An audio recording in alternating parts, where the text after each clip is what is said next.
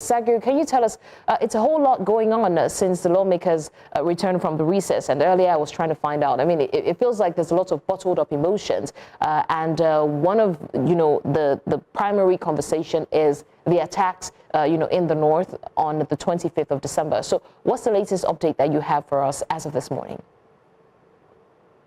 Well, first of all, good afternoon, blessings. It was the point of order that was raised by Senator Abdul Ningi representing Bauchi Central with particular regards to the airstrikes that had happened on Christmas Day in Sokoto State. Of course, he had called it a breach of sovereignty. He had described the airstrike as a serious breach of territorial integrity and, of course, a violation of Nigeria's territorial space. He went on, of course, to describe it saying that the legislature were excluded. I mean, particularly lawmakers at the federal level who were expected to have been given some brief by, the government, the executive particularly, to know what shape or form that these attacks were going to take. Of course, it is not to be heard that a foreign body, a foreign country would come into another sovereign nation to carry out an airstrike, and the National Assembly, the parliament of that nation, will not be informed, will not be aware, and will not have an understanding of what is expected as the outcome of such attacks. So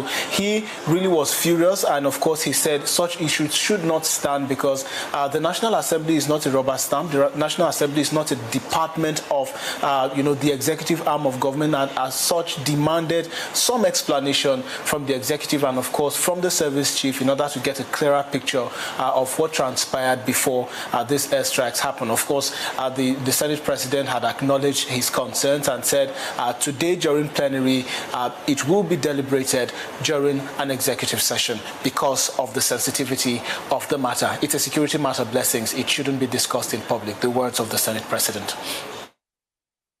And we're looking forward to seeing how this turns out. Sagir Ibrahim there with the update on the national security concerns as the House of Senate has put it.